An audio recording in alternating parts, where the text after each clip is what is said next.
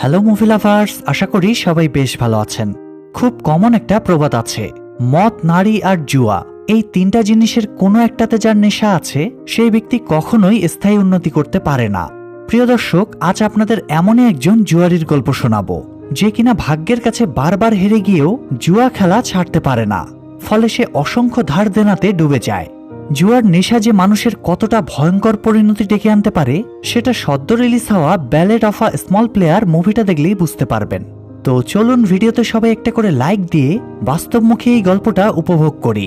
আরেকটা কথা, মুভির শেষে সবাই কমেন্টে জানাবেন আপনার পছন্দের কোন মুভি বা সিরিজের এক্সপ্লানেশন আমাদের কাছে শুনতে চান। মুভির শুরুতে দেখা যায় চীনের ঝলমলে ম্যাকাও শহর। জুয়া বা গ্যাম্বলিং এর জন্য এই শহর খুবই বিখ্যাত। সেখানে একটা লাক্সারি হোটেলে দেখা যায় লর্ড দোয়েল নামের এক লোককে। ঘুম থেকে উঠেই লর্ড দোয়েল রেডি হতে শুরু করে।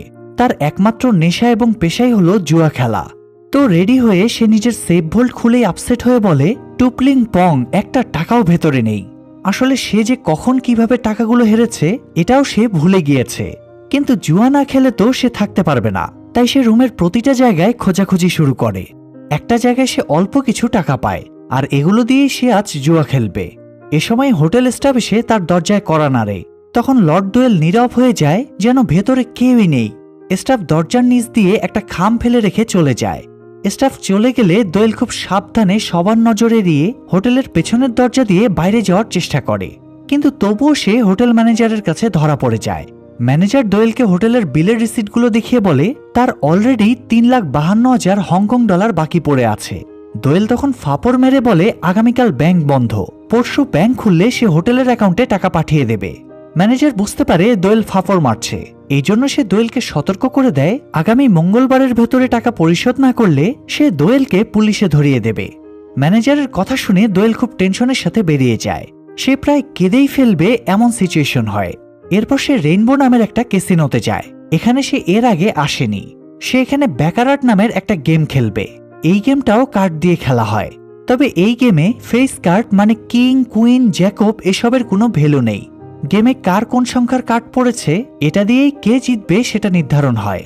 মানে কারো যদি 3টা কার্ড মিলিয়ে 9 হয়, বা 2জন প্লেয়ারের মধ্যে যার কার্ডের নাম্বার 9-এর সবচেয়ে কাছাকাছি হবে সেই মূলত জিতবে। তো দোয়েল খুঁজে খুঁজে এক বৃদ্ধা মহিলাকে টার্গেট করে, তবে সে জানতো না এই বৃদ্ধা গেমের এক্সপার্ট। দোয়েল বৃদ্ধার টেবিলে খেলার জন্য বসে পড়ে। তখন তার কাছে মিং নামের একটা চাইনিজ মেয়ে আসে। দোয়েল যখন ক্যাসিনোতে ঢুকছিল তখন থেকেই মিং তাকে ফলো করছিল। সে দোয়েলের সাথে ভাব জমানোর চেষ্টা করে। দোয়েল খেয়াল করে বৃদ্ধা জুয়ারির সাথে কেউই খেলায় পারছে না, তাই সে মিংকে বৃদ্ধার ব্যাপারে জিজ্ঞেস করলে মিং জানায় বৃদ্ধাকে সবাই গ্র্যান্ডমা বলে ডাকে। তার টাকা এবং ক্ষমতার কোনো অভাব নেই, সে খুবই সাংঘাতিক মহিলা।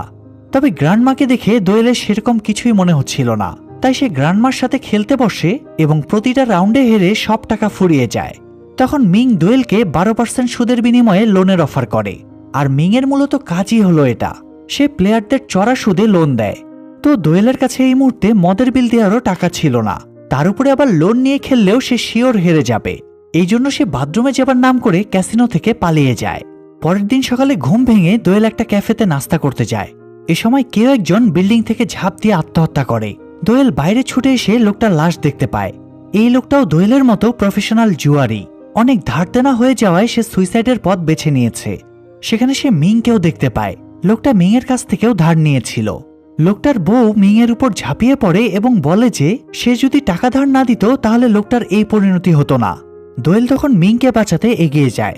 এতে মহিলার চড়থাপ্পড় খেয়ে তার ফেসে একটু কেটে যায়। এরপরে দোয়েল মিংকে একটা ট্যাক্সিতে তুলে নেয় এবং মিংয়ের বাড়িতে যায়। দোয়েল মিংকে এটা সেটা বুঝিয়ে তার কাছ থেকে টাকা ধার করতে চাইছিল, তবে মিং প্রচন্ড আপসেট হয়েছিল। জুয়ার চক্করে সে অনেককেই রাস্তার ফকির হয়ে যেতে দেখেছে, আর সে যেহেতু জুয়ার জন্য টাকা ধার দেয় তাই এই ব্যাপারগুলো তার নিজের কাছেও খুব খারাপ লাগে। মিং বলে সে আর কাউকেই টাকা ধার দেবে না, কিন্তু এরপরও দোয়েল মিং এর পিছু ছাড়ে না। সে ভুজুং ভাজুং বুঝিয়ে তাকে কনভিন্সের চেষ্টা করতে থাকে, আর এক পর্যায়ে তার দোয়েলের কথাবার্তা ভালো লাগে। মিং দোয়েলকে নিয়ে হাংরি ঘোস্টের মন্দিরে আসে। এখানে সে মৃত আত্মাদের জন্য প্রার্থনা করে। মিং এর সবচেয়ে বড় সমস্যা হলো সে যতজনকে টাকা ধার দিত তারা টাকা শোধ করতে না পারলে সেই টাকা তাকেই শোধ করা লাগতো, কারণ মিংও আরেকজন বসের আন্ডারে কাজ করত। দোয়েল তখন তাকে ভরসা দিয়ে বলে সে যদি দোয়েলকে কিছু টাকা লোন দেয় তাহলে দোয়েল সেই টাকা জুয়ায় লাগিয়ে অনেক টাকা জিতবে। তখন সে নিজের লোনের পাশাপাশি মিংয়ের টাকাও পরিশোধ করে দেবে। কিন্তু মিং দোয়েলকে কিছুই বলে না। সে খুব আপসেট ছিল, তাই দুজনে একটা বেঞ্চে বসে রাত কাটিয়ে দেয়। এরপর সকালে দোয়েল ঘুম ভেঙে দেখে মিং সেখানে নেই, তবে তার হাতে একটা কোড লেখা ছিল যেটার মানে সে বুঝতে পারছিল না। তো দোয়েল এরপরে বাড়ি ফিরে ফ্রেশ হয়, তারপরে রেডি হয়ে আবারও একটা ক্যাসিনোতে যায়। সে যখন লিফটে উঠে তখন একজন মহিলা তাকে ফলো করে লিফটে ঢোকে। মহিলা খুব কৌশলে সেলফি তোলার অজুহাতে দোয়েলের একটা ফটো তুলে বেরিয়ে যায়। তবে দোয়েল এই ব্যাপারটা বুঝতে পেরে মহিলাকে ফলো করে এবং তাকে সরাসরি আটকে জিজ্ঞেস করে আমার ফটো কেন উঠালেন।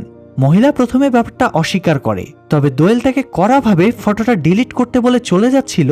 তখন মহিলা পেছন থেকে দোয়েলের আসল নাম গ্রেসন বলে ডাক দেয়। আসলে দোয়েল নিজের অতীতের রেকর্ড মুছে ফেলেছে, কিন্তু তবুও এই মহিলা তার আসল নাম জানে, এটা দেখে সে হকচকিয়ে যায়। সে মহিলাকে পরিচয় জিজ্ঞেস করলে মহিলা কিছুই বলে না। আসলে এই মহিলার নাম ক্লিনথিয়া।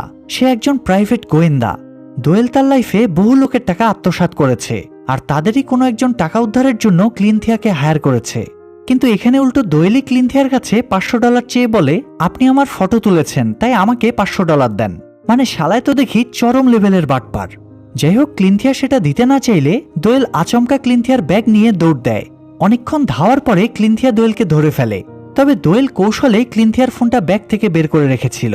সে এবার ফোনটা ব্যাগ দেওয়ার বিনিময়ে $500 চায়। বাধ্য হয়ে ক্লিনথিয়া তাকে $500 দিয়ে দেয়। তখন দোয়েল টাকাটা এবং ক্লিনথিয়াকে নিয়ে ক্যাসিনোতে যায়। সে এই $500 দিয়ে খেলা শুরু করে এবং $20,000 জিতে যায়।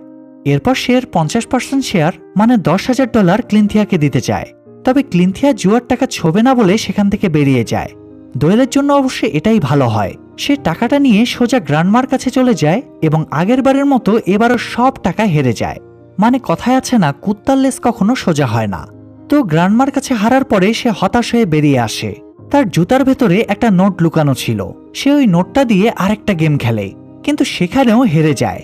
এ সময় ক্লিনথিয়া এসে দোয়েলের ক্লিয়ার একটা ফটো তুলে নেয়। এরপরে দুজনে আলোচনায় বসে। দোয়েল ইউকেতে একটা কোম্পানির হয়ে কাজ করত। তখন সে এক বৃদ্ধা মহিলার 9,57,000 পাউন্ড আত্মসাৎ করে জুয়ায় হেরে গিয়েছিল। তারপরে সে ইউকে থেকে পালিয়ে যায়। আর কয়েক বছর আগে সে সবাইকে ধোঁকা দেওয়ার জন্য নিজের ফেক ডেথ সার্টিফিকেটও বানিয়েছিল। তারপর অনেক দেশ ঘুরে সে চীনে এসে লুকিয়ে আছে। তবে ক্লিনথিয়া এতদিনে দোয়েলের সব ডিটেলস কালেক্ট করে ফেলেছিল। ক্লিনথিয়া তাকে শর্ত দিয়ে বলে, হয় 24 ঘন্টার ভেতরে দোয়েল বৃদ্ধার সব টাকা পরিশোধ করে দেবে, অন্যথায় সে পুলিশের কাছে দোয়েলকে ধরিয়ে দেবে। দোয়েল তখন ক্লিনথিয়াকে ঘুষ দেওয়ার চেষ্টা করে, তবে ক্লিনথিয়া এতে রাজি হয় না। দোয়েল তাই এবার টাকার জন্য টেনশনে পড়ে যায়। সে টাকা লোন নেওয়ার জন্য আবারও মিংয়ের বাড়িতে যায়, কিন্তু মিং তখন বাড়িতে ছিল না। তবে সে মিংয়ের দরজার নিচ থেকে একটা খাম পায়, যেটার উপরে লামা আইল্যান্ডের ম্যাপ আঁকা ছিল। দোয়েল ধারণা করে মিং হয়তো লামা আইল্যান্ডেই থাকতে পারে, কিন্তু সেখানে যাওয়ার ভাড়াও তো দোয়েলের কাছে নেই। তাই সে তার বন্ধু আদ্রিয়ানের কাছে যায়। আদ্রিয়ান দোয়েলের কাছে কিছু টাকা ধার নিয়েছিল। দোয়েল সেই টাকা ব্যাক চাইলে আদ্রিয়ান থেকে অল্প কিছু টাকা ফেরত দেয়। এতে দোয়েল বেশ রেগে যায়। তাই দোয়েলকে শান্ত করতে আদ্রিয়ান তাকে একটা রেস্টুরেন্টে নিয়ে যায়। সেখানে গিয়ে আদ্রিয়ান দোয়েলকে জুয়া ছাড়ার জন্য বোঝায়।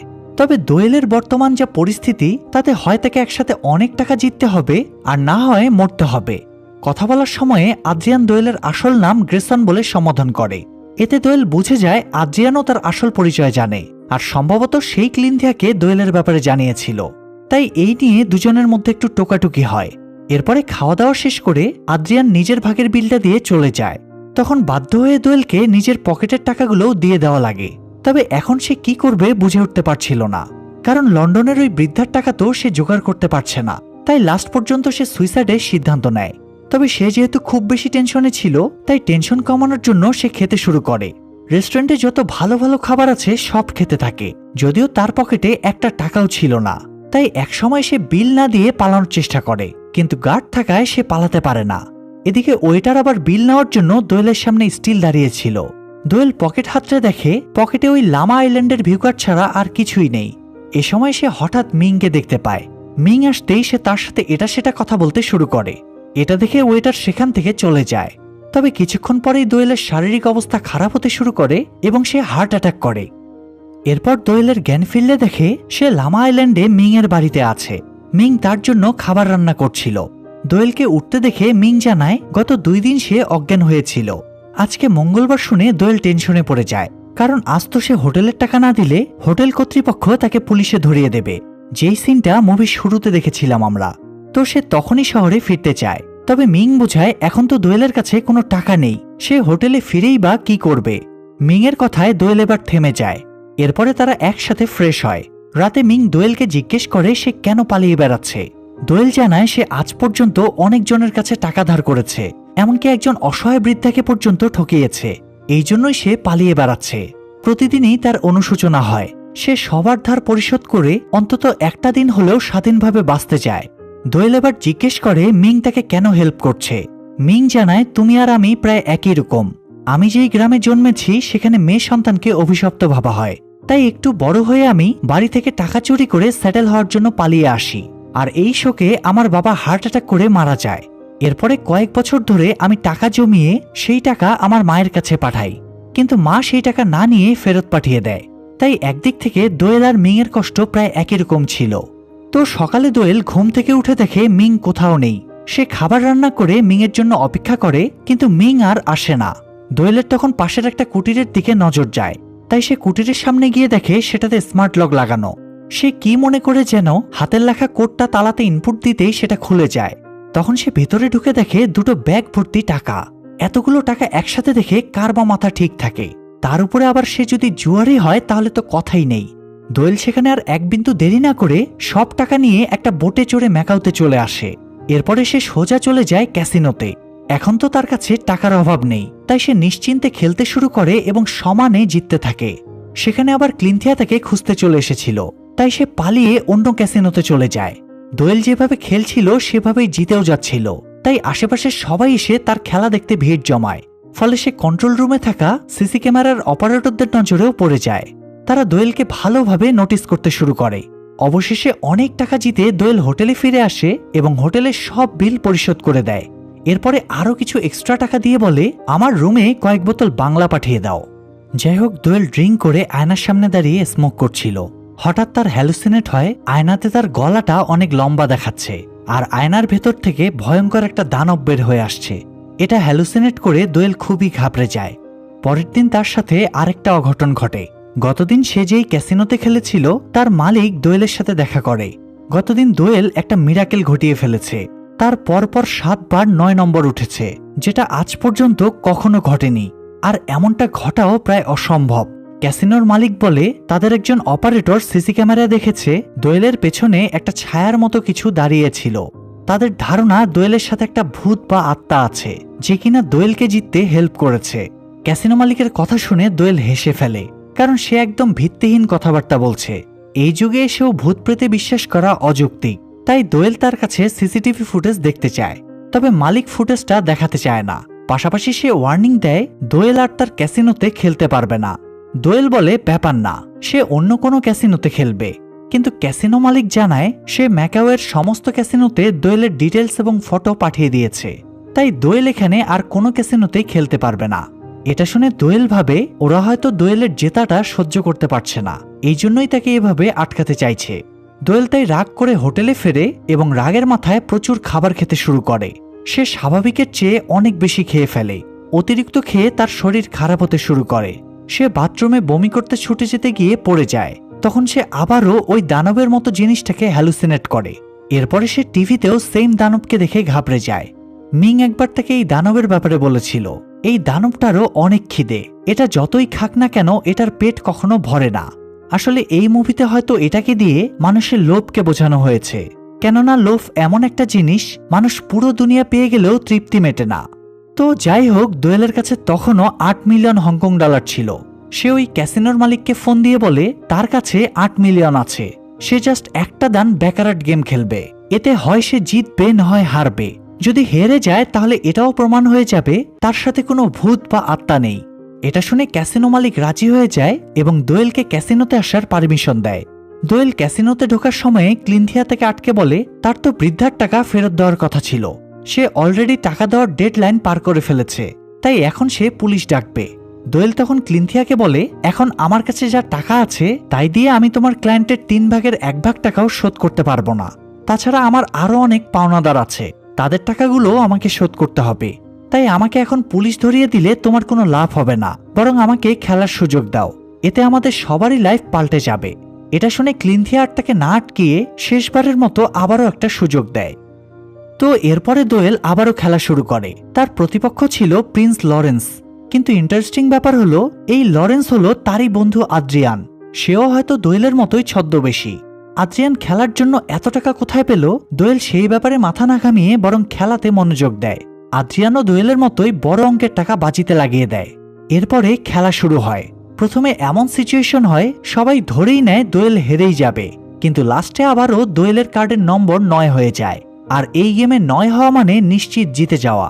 আর অবশেষে দোয়েল এত পরিমাণ টাকা জিতে যায় যা এর আগে কেউ একদানে জিততে পারেনি। জেতার পরে দোয়েল বৃদ্ধার প্রাপ্য টাকাটা ক্লিনথিয়ার হাতে তুলে দেয়। পাশাপাশি সে ক্লিনথিয়ার জন্য এক্সট্রা টাকা দেয় যাতে ক্লিনথিয়া তার লাইফটা আর একটু ভালোভাবে এনজয় করতে পারে। ক্লিনথিয়া তখন খুশিতে দোয়েলকে ডান্সের জন্য ইনভাইট করে, মানে ওদের যেটা কালচার আর কি। আর বাংলাদেশ হলে তো বলতো ভাই আমার বাড়িতে এসে 2টা ডাল ভাত খেয়ে যাইয়েন, অথবা আরো আগে হলে বলতো পান সুপারি খেয়ে যাইয়েন।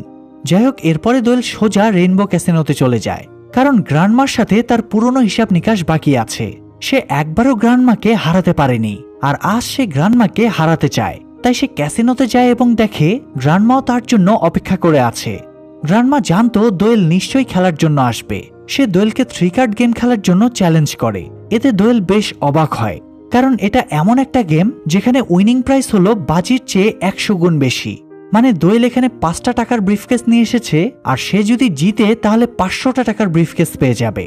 এত লোভনীয় প্রস্তাব পেয়ে দোয়েল খেলার জন্য এগিয়ে যায়, কিন্তু লাস্ট মুহূর্তে সে নিজের সিদ্ধান্ত পরিবর্তন করে। সে সিদ্ধান্ত নেয় সে আর কখনোই জুয়া খেলবে না। গ্র্যান্ডমা তাই বিরক্ত হয়ে জিজ্ঞেস করে তাহলে সে কেন এখানে এসেছে। দোয়েল জানায় সে মিং এর সাথে দেখা করতে এসেছে। এবার গ্র্যান্ডমা খুব শকিং একটা নিউজ দেয়। গ্র্যান্ডমা জানায় মিং মারা গিয়েছে। মিং এর মৃত্যুর কথা শুনে দোয়েল খুবই কষ্ট পায়।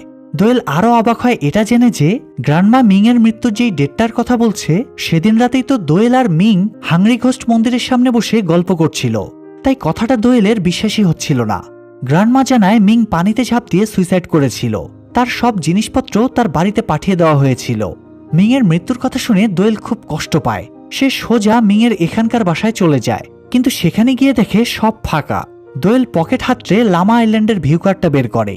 তখন তার খেয়াল হয় মিং যেদিন মারা যায় তার পরের দিনে মিং এর সাথে দোয়েলের রেস্টুরেন্টে দেখা হয়েছিল।